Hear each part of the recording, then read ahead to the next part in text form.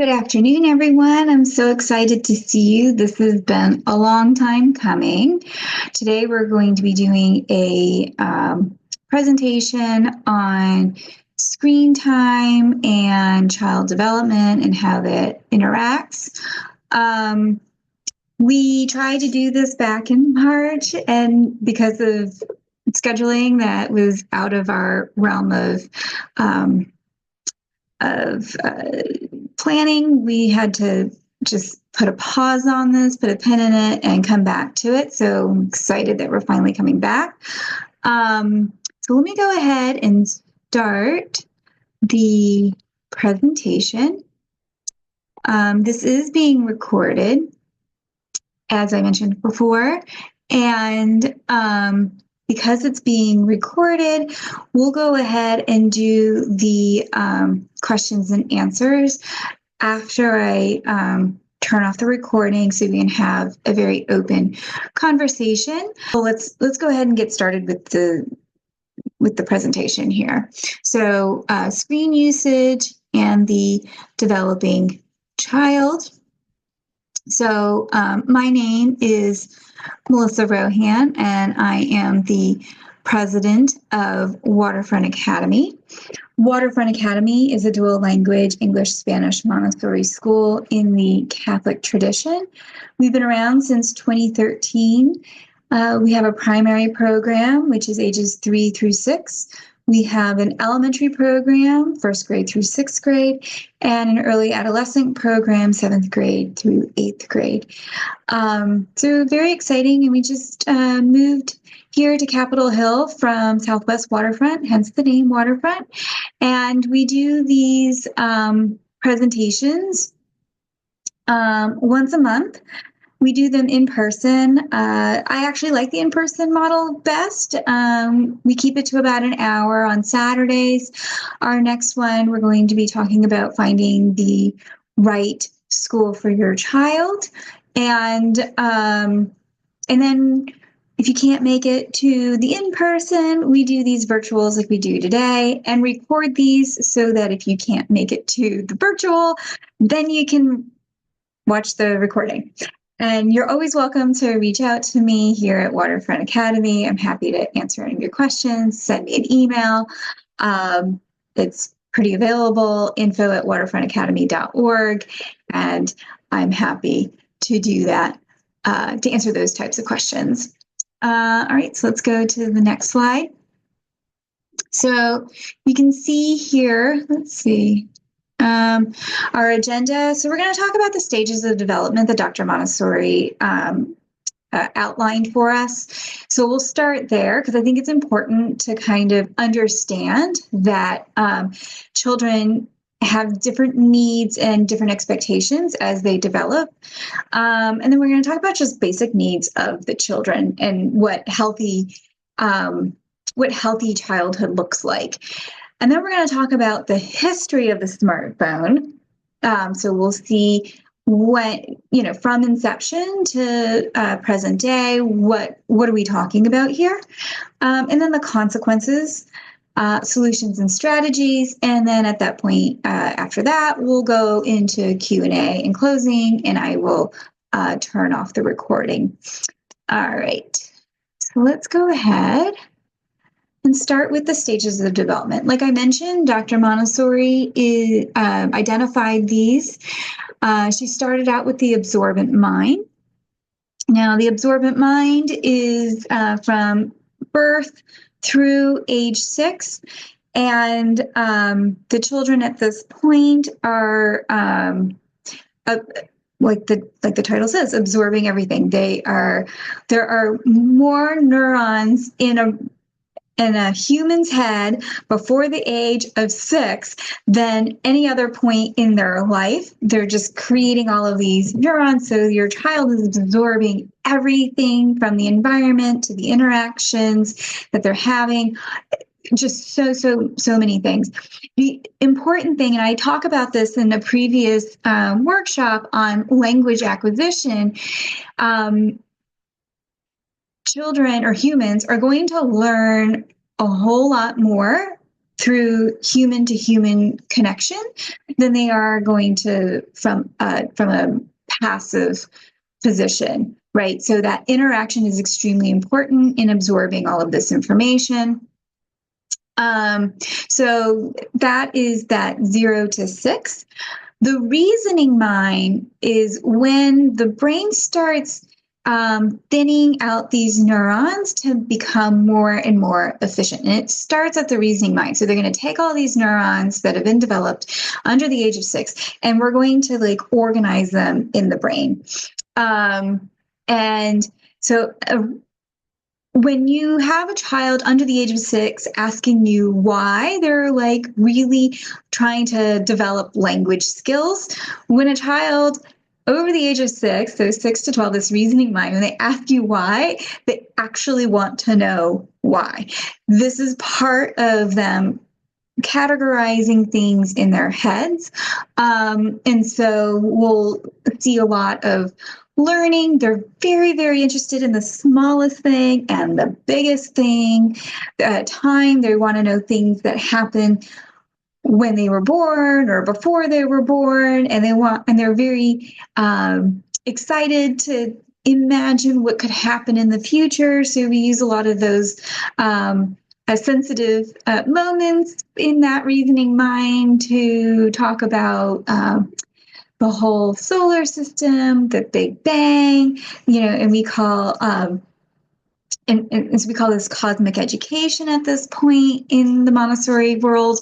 It's very, very exciting time because they're really learning everything they absolutely can during this time. Now, when we get to adolescence or kinder, as Dr. Montessori called it, which is children of the earth, we have, it almost runs parallel to the absorbent mind. They need to sleep a lot, just like when they were under the age of 6. They start out very focused on themselves, and then they look, and we really explore the humanities at this point, because then we starting from the self and like moving outward into the broader community. So we're expanding that care and concern, and figuring out who they're going to be, what they're going to be as they grow into adulthood. Excuse me. And another thing that happens, and then next we have our young adulthood. So our young adults their brains are still developing until about 24, 25. We see this, Dr. Montessori talked about this when she talked about the planes of development, the 4 planes of development. And we have since seen this in research that has come out in the last 15, 20 years. So we know this to be true, that the brain still is developing until the age of 24. And really in that young adulthood, they are really forming into the adults that they will be. And so this is extremely important in this conversation, because we can start using these planes to discuss how these screens are affecting the brain and the person at these different stages of development. Okay. So as we all know, and again, this is not new information, but I feel it's important just to like put it in front of mind. There are things that all humans, specifically children in this case, need, but really this is all humans. So sunlight, we need sunlight. It's important to be outdoors for our immune system and for our mood. So we need to be in the sun, and we need to have time outdoors. And that's all humans, but we're specifically talking about children at this point. Human interaction, we're social creatures. We need this. It starts out from infancy, where our world is really just ourselves and our mother, and then it expands, but we do need human interaction with our parents, our siblings, the family unit. When we get older, around 6, we're going to be very interested in friends, especially in early adolescence. Friends are extremely important. And then the broader community again, and that's when we are really talking about in adolescence, later adolescence, and into young adulthood. So we're looking at all of these interactions, and we want to develop them as the child develops. Hands-on learning, super important. So there's a lot of studies that I have seen where there are scans of the brain and 2D learning versus 3D learning. And when you have 3D learning, you're activating more of the neurons in the brain. And so the brain really lights up on these scans when you are using your hands to do the learning. So hands-on learning is extremely important for children, but that's also can be true for adults, not to the same extent, but certainly something that to think about. And play, super important for all humans. We see in adults that marriages have better outcomes when the parents play with each other and play with their children. And so play is extremely important in human and just being a human. And so we need to make sure our children are playing outdoors with people and having fun. It's an extremely important part of being a human. And it's how we learn, right? We need to constantly, we need to continually stress our system, right? Now, when I say stress, I don't mean chronic stress, I mean acute stress. So taking risks and seeing how they play out, and that's how we learn, right? Through failure, and so we need to have a system or a culture where risk taking and failing is acceptable, and so that's definitely for children, because we need to build resiliency in them, and certainly for adults as well. We need to feel safe to take risks. It's as simple as in building muscle, we need to stress the muscle so that it can build. Same thing in our cells, in our brains. We need to stress our brains so that we can develop our brains. And then boredom. So important to innovation and creativity. We need to be able to be bored. And find ways to rectify the boredom, right? So for bored, we might play a game or read a book, or we might learn something. We might innovate something and create something. Artwork or an invention. I love seeing children invent little contraptions, and they're fun, and I love that. And I know that's coming. A lot of that is because they have a home where they can be bored, and that's okay. And then sleep. I feel like we're seeing a trend towards prioritizing sleep, and that's very exciting. Sleep is extremely important to the developing brain, because that's where a lot of the learning happens, is in the sleep. And nutrition. I would say in the last 3 years, we're learning a lot about microbiomes and in our gut.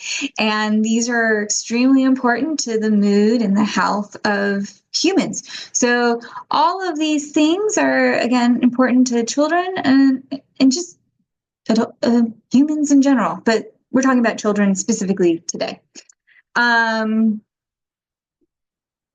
So let's see. So the rise of the smartphone. So, I mean, we've had computers since, the 80s that I remember. And they started out really clunkily, and they were on your, if you were lucky to have one in your home, you had one.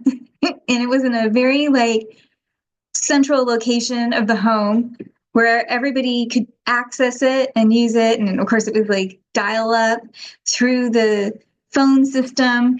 And so if you either were on the phone or you were on the computer on the internet, but you weren't at both. So there's a lot of these things that have happened since then that have been very exciting. And so we took the computer and the internet and we put it on our phones, and we added our phones have also advanced in that it used to be on the wall and you had one, possibly two in the home, and now we have multiple where everybody has a phone. So if there's two adults and two adult children in the home, you have 4 phones in the home. And so that we've come a long way. What's interesting is what happened in 2007, and that was the introduction of the smartphone. So now like I said, you have everything in your pocket or in your purse or in your hand, most likely. And in 2010, that's when we had the front cameras, right? So the birth of the selfie happened right thereafter the front cameras in 2010. And then between 2011 and 2015, we had the rapid adoption among teens and social media. And so I had kind of really dived into a lot of details here. So I wanted to talk a little bit. So when you have a flip phone, so let's go back teensy bit. It was just a one-on-one conversation. Is it the same as in person? Absolutely not. But it was still just a one-on-one conversation, which is really has some benefits too. If you have family that lives really far away, you were able to connect with them.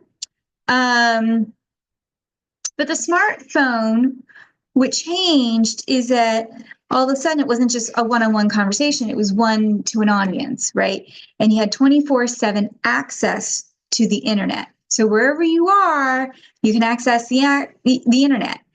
And whenever you can access the internet. And so it made the internet extremely mobile. And it runs millions of apps. And those apps ding you all the time. Tons and tons of notifications continuously. And then additionally, I think it's important to remember that this is the home, this is the hub, our own hub of all the social media platforms. Okay. So this is really I don't think we kind of take our phones for granted. They're just going to be with us. But when you really start and think about what is a phone, what are our smartphones, that's what it is. And then, like I said, in 2007, we introduced the smartphone. Then in 2010, we had the iPhone and Galaxy X with the front cameras. In 2011, there was a study done by Pew, and it said 77% of teens had smartphones. 77% of teens had a cell phone. 23% of them were smartphones. Okay. Also, Instagram was created as an app. Like I said, a hub for all of these apps. Instagram didn't start on the internet with a website, like Facebook did. Instagram had, for the first couple of years, the only way you can access it was from your cell phone and from your smartphone, excuse me. And so you couldn't access it from a laptop or a desktop. Well, a couple of years later, that's when 1 year later, Facebook acquired Instagram. And when Facebook did that, it really exploded Instagram. And it introduced us to filters, right? And powerful and advanced photo editing. So this is also around the same time, like I mentioned, the rapid adoption of teens with these smartphones. And then when that happened, social media really expanded. I mean, it really did. It was kind of, in a way, they were one of the best consumers of this. So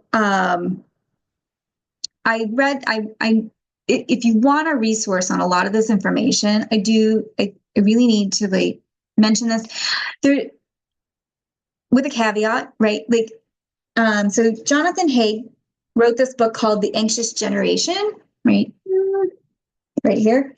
So I recommend the book. It's got a lot of information in here, and a lot of it. The information I'm giving you, it comes from the book. And he's written other books. He's a researcher. Very interesting. He doesn't really dive really into human development. And so I've added a lot on human development into this presentation, but I do think it's important, if you were interested, to get this book and dive more into this information on on the development and how smartphones kind of may be disrupting the natural development of children. Okay, so he talks about the 2010 to 2015 is the end, these are his words, end of play-based childhood, the birth of phone-based childhood, and he calls this the great rewiring of childhood. And so, again, I would recommend reading The Anxious Generation, and he really talks about these things in there. So in 2012, 2013, smartphones reach a majority of the homes. And in 2022, the follow-up research from the Pew one that happened in 2011 is that, 2015 study is that teens specifically are almost continuously on their smartphone at 23% in 2015, and then in 2022, so that's 7 years later, it nearly doubles to 46%. So that's kind of very interesting, and we need to keep that in mind. Consequences of the smartphone. So this is kind of what what I'm seeing here at the school, what other people are seeing, because I have a lot of colleagues that are contacting me in the DC area. And they're like, "Are you seeing this?" And I've talked to people at other schools across the world on this very issue, and a lot of us are seeing some of these trends. And so we're all talking about it. And then, of course, as I mentioned, in The Anxious Generation, he really explores some of these things that we're seeing and makes some conclusions. I don't think, and I do want to say this is where I kind of move away from Jonathan Haidt's conclusions, is that I don't think that this is the only problem. I think that it's a salad. We have other issues as well that are contributing factors, but this one definitely is a significant contributing factor. Okay, so went on the mental illness data from 2010. So you can, when you look at the charts, you can see how everything is kind of relatively flat, and then like it just changes over and over again around 2010, 2011, 2012. So major depression among teens across the board. It had been relatively flat, but an increase of 145% in girls. In boys, 161%. And this is teens. Mental illness in college, 134% increase in anxiety, and 106% increase in depression. So let me just talk a little bit. Anxiety is a fear, real or perceived, of a future threat. And fear, just so you know, or I'm sure you already know, is actually an important function of all animals for survival. So taking away anxiety isn't the answer, right? Or excuse me, taking away fear isn't the answer. We need to, again, like I said, resilience and making sure that the contributing factors are in check. And other things that can contribute to both depression and anxiety are genes. So some people are just have the markers to express these types of things, but it's not genes alone. There's also social and environmental conditions that contribute to both to anxiety and to depression. And then there's thought patterns that can be learned or unlearned that would also contribute to both anxiety and depression. So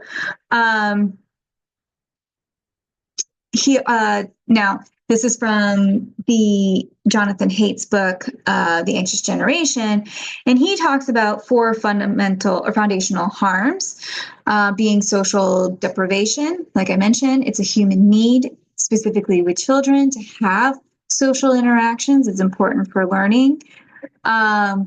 Sleep disruption, as I mentioned before, sleep is extremely important to brain health, mood, and for learning. Fragmented attention. Here in a Montessori environment, we actually we work so hard in expanding the amount of time we can have focused learning, because it's extremely important to future success, is to be able to focus for extended amount of time on work. And so when you have fragmented attention and a reward system for fragmented attention, it's very hard to have success in life, right? Because you really do need to be able to focus. And then technology addiction, right? Addiction is a really, it's a big problem regardless of what the addictive substance is. So this is really no different. And so we'll see children who are without their cell phones or smartphones and will experience some of these mild signs that you would see with somebody who's addicted.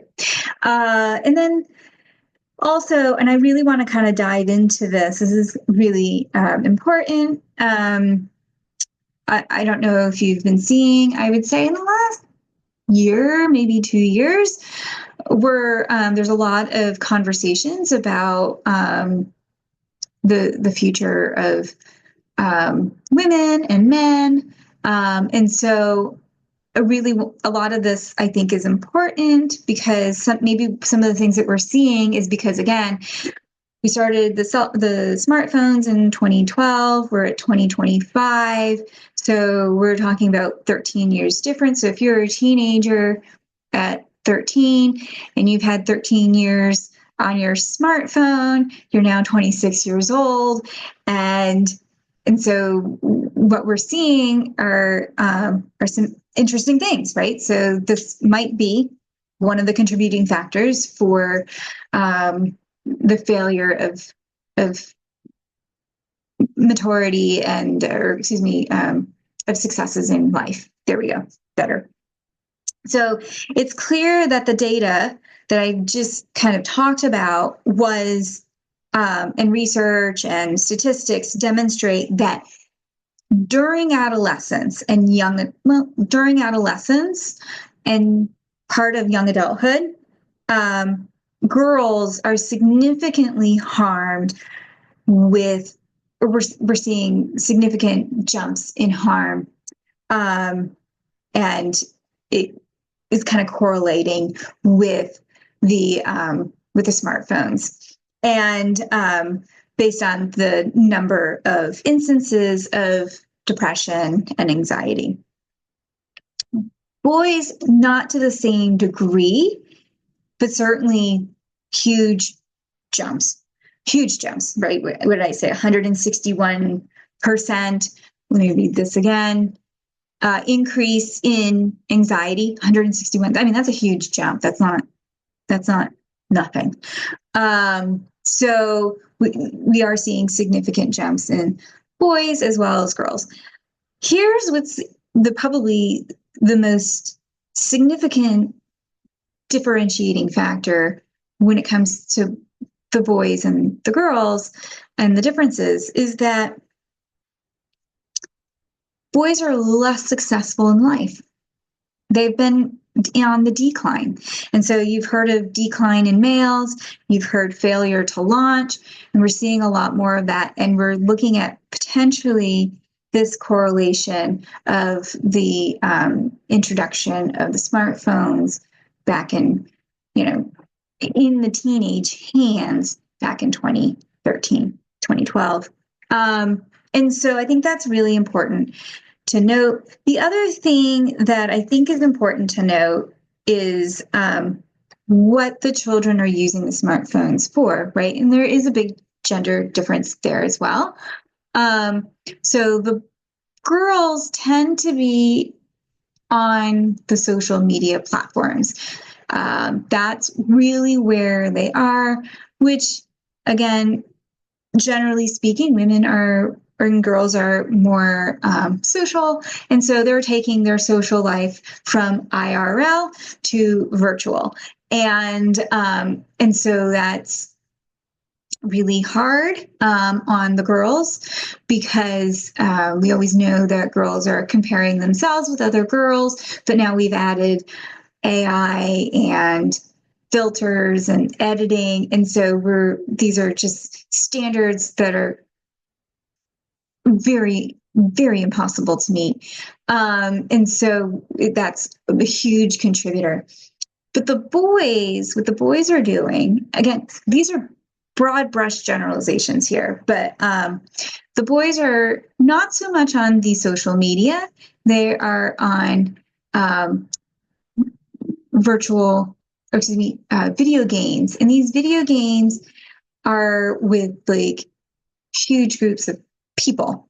They're also on, let's see, and they're also on porn, which is really not good for boys. It's setting unrealistic expectations, and it's also, if they can get that dopamine and the testosterone spikes there, they're not going to do it in real life because it's harder. So we're seeing a lot of those things as well. So those are some real big differences there. So let's go ahead to the next. Here we go. Okay, what can we do, right? If we're going to have a workshop, we need to know how we can solve the problem. So one big thing that it has forever been an unspoken rule at the school, and now we're going to actually have it in our parent handbooks, is we're going to ask that parents delay smartphone use until high school. But I would recommend that strategy for all parents. I understand that is very challenging for a lot of reasons. But so let's talk about why that's challenging. It's challenging because your child is going to come home and say, oh, but Billy has a smartphone, right? So it's like keeping up with the Joneses kind of the situation. And so you feel as a parent pressured to get that smartphone for your child. So what I would recommend, and it was kind of nice to be in a community where nobody has a cell phone, right? Like what we've created here at Waterfront Academy, or at home with your friend group of children who are of the same age, maybe as a pact, as a neighborhood pact or whatever. Say, hey, like as a group, we're just not going to have smartphones for our children until high school, and that could be a really nice way to do it, right? Creating a community of families that are not doing it. The smartphones. Delay social media until age 16. I feel like if I remember correctly, social media is, they allow it at 13, but at 13, you what you need to do, remember I talked about the planes of development. So, and I also mentioned how at age the absorbent mind parallels adolescence. Well, so we need that period of time. We actually should be particularly concerned about what our children are experiencing, because this is a sensitive period for them for cultural learning. And we also know, like I mentioned, that our environment is an extremely big contributor in our social and our environment are particularly big contributor to depression and anxiety. So we really need to protect that adolescent brain. And so social media seems to be a cesspool of a lot of negativity. So you want to at least get them on the other side of that first 3 years of adolescence. So from 12 to 15. And then from 16 to 17, 18, then go ahead and let them do the social media. Now, hopefully by that point, they're a little bit more mature and they understand the consequences with different kinds of language used on social media and the permanency of it, how it will follow them forever. At this point in their life, I like giving them the opportunity to make mistakes, right? Again, that's how we learn. But unfortunately, with social media, you don't get a lot of room. There's not a big margin for error, right? And so making sure they understand that on social media, they don't really get a big margin of error. It's going to follow them for the rest of their life. So they really don't have that ability to make as many mistakes for learning. So keep that in mind.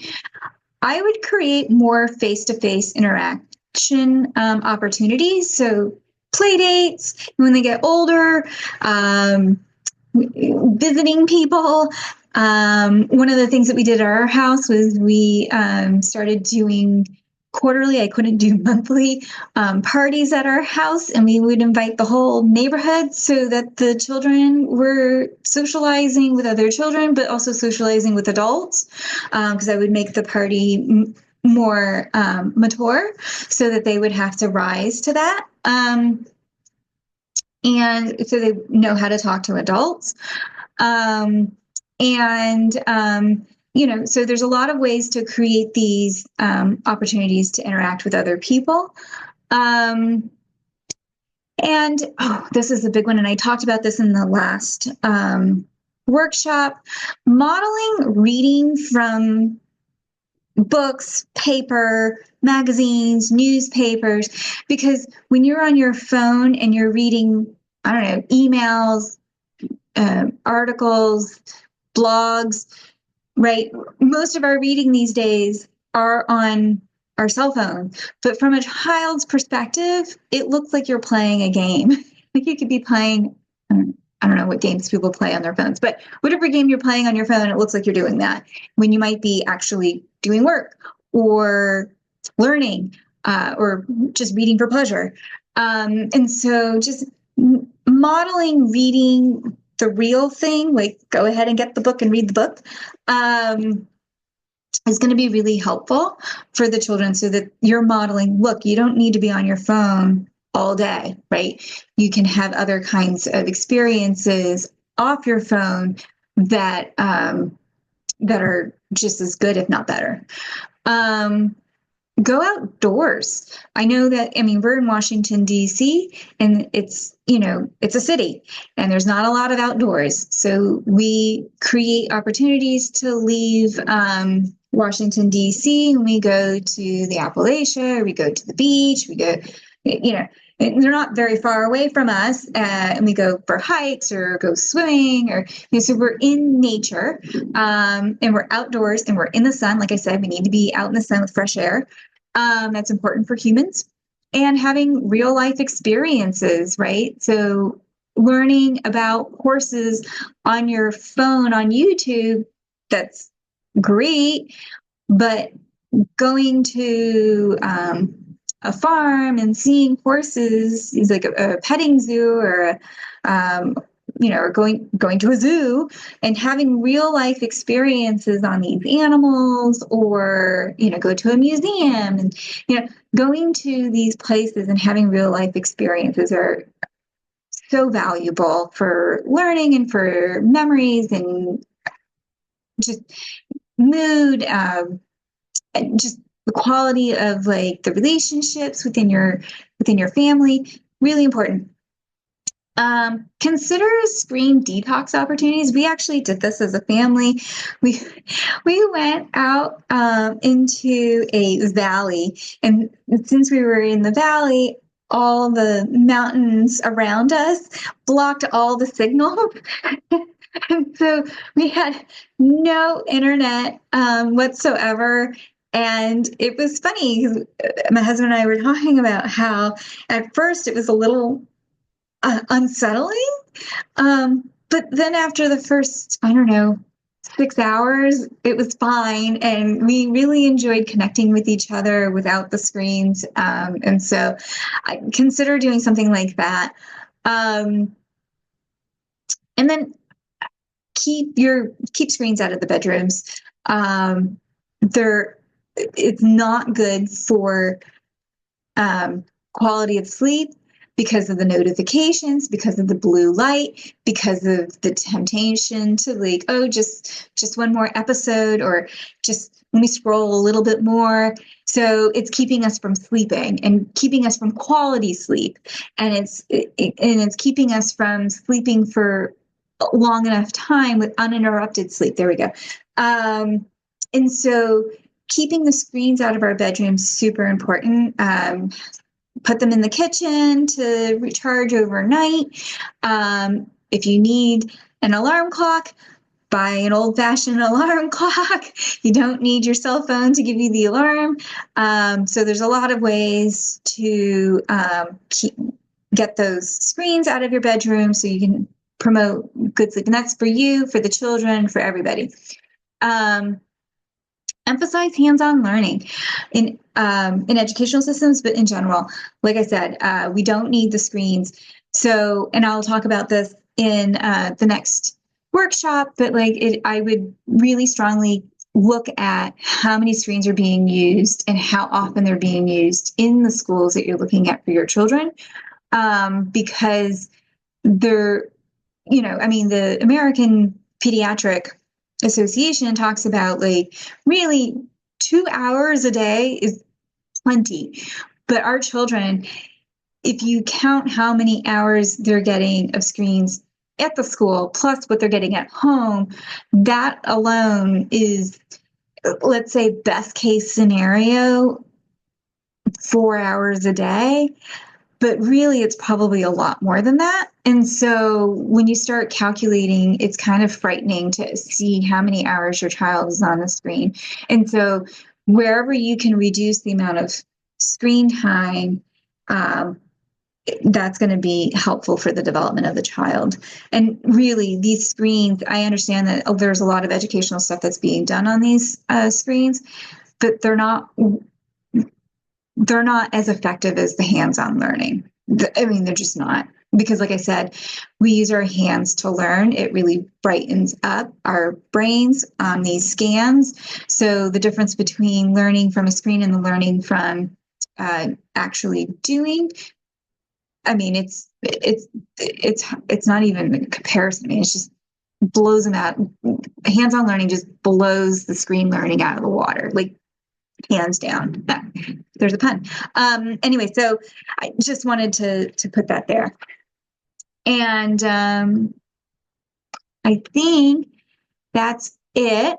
I'm going to go ahead and take some questions, but before I do, let me go ahead and stop the recording. But thank you so much for staying with me on this. I know it was a little bit longer than I had anticipated, but lots of really great information, hopefully, for you. And if you have any questions and you need to reach out to me, it's melissa.rohan@waterfrontacademy.org or info@waterfrontacademy.org. Thank you.